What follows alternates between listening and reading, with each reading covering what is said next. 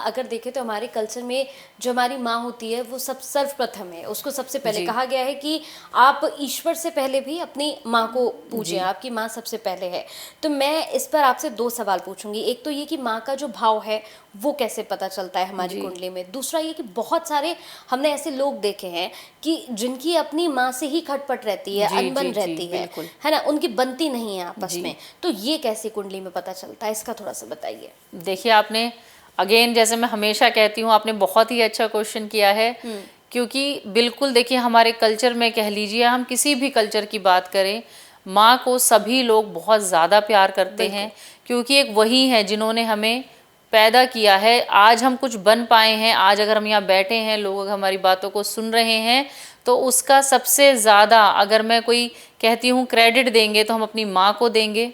उन्होंने जो हमें ज्ञान दिया या हमें जो शिक्षा दी, जो हमें मैनर्स दिए, या जो भी उन्होंने हमें सिखाया, आज हम वही हैं एक्चुअली। और वही हम रिप्रेजेंट करते हैं जो हमारी परवरिश में हमें मिला होता है। और देखिए, मैं तो बहुत ही, मुझे अच्छा लग रहा है आपने क्वेश्चन पूछा है, क्योंकि मैं भी अपनी माँ से बहुत ज़्यादा प्यार करती हूँ। और वह भी मेरे साथ हमेशा, एक कहते हैं ना, एक बिल्कुल रॉक की तरह मेरे साथ हमेशा खड़ी रहती हैं। तो मुझे आपका ये क्वेश्चन बहुत अच्छा लगा और मैं ज़रूर आपको इसका मैं बताती हूँ कि ऐसा क्यों होता है।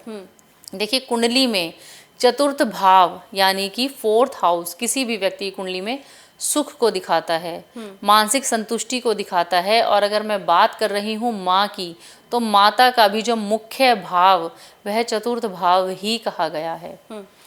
चतुर्थ भाव यानी कि सुखों का भाव, माता से मिलने वाला प्रेम का भाव, माता से आपके रिलेशन कैसे हैं वह आपके फोर्थ हाउस से पता चलेगा।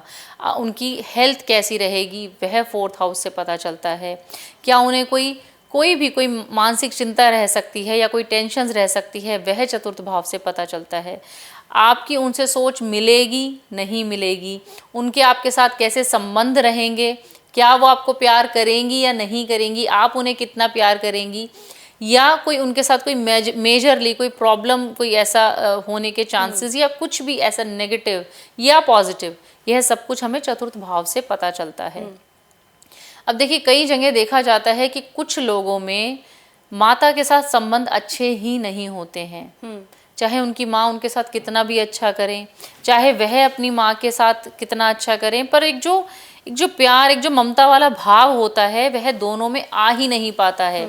चाहे उसे विचारों का मतभेद कह लीजिए, चाहे उसे, कहते हैं ना, कई बार बच्चों को लगता है कि माँ तो दूसरे वाले बच्चे को ज़्यादा प्यार करती है और हमें कम पूछती हैं, या हमें कम प्यार करती हैं, या कोई भी रीजंस, बहुत बार प्रॉपर्टी के रीजंस भी आ जाते हैं। कि देखिए, आजकल लोग ऐसे हो गए हैं कि जो रिलेशन से ज़्यादा इन चीज़ों को इम्पोर्टेंस देते हैं, महत्वता देते हैं। तो देखिए, बेसिकली यदि फोर्थ हाउस में केतु ग्रह बैठ जाएं, केतु ग्रह की यहाँ स्थिति दिखाती है कि उस व्यक्ति की कुंडली में मातृ ऋण दोष बन रहा है। यह मातृ ऋण दोष उस व्यक्ति का अपनी माता के साथ संबंध खराब कराता है। बहुत बार देखा जाता है कि माँ जो होती है वह बहुत बार लाइफ थ्रेटनिंग कष्ट भी देखती है।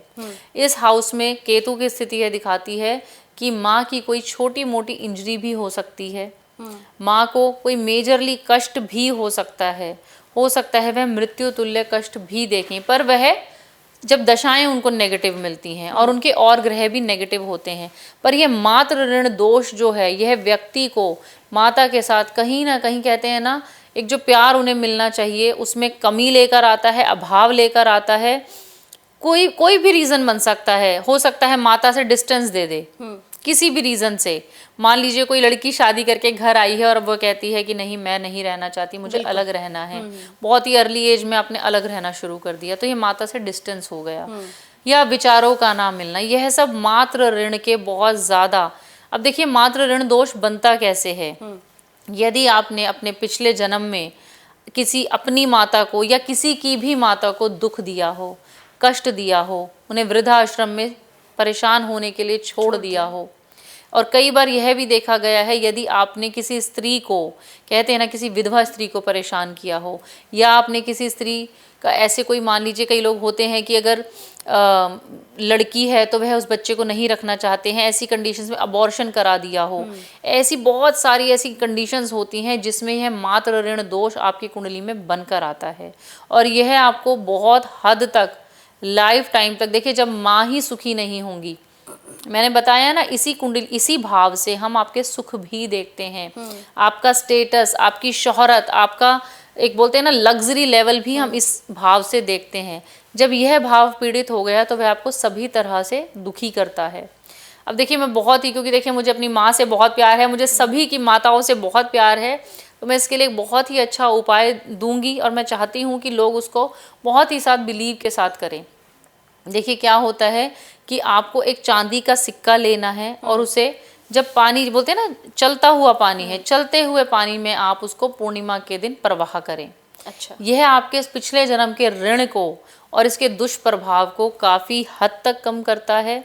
आप देखेंगे अगर आपकी माता को हेल्थ इश्यूज हो रहे थे, उसमें उनको इम्प्रूवमेंट लगने लगेगी। अगर कोई कष्ट वह झेल रही थी, उससे वह बाहर निकलेंगी।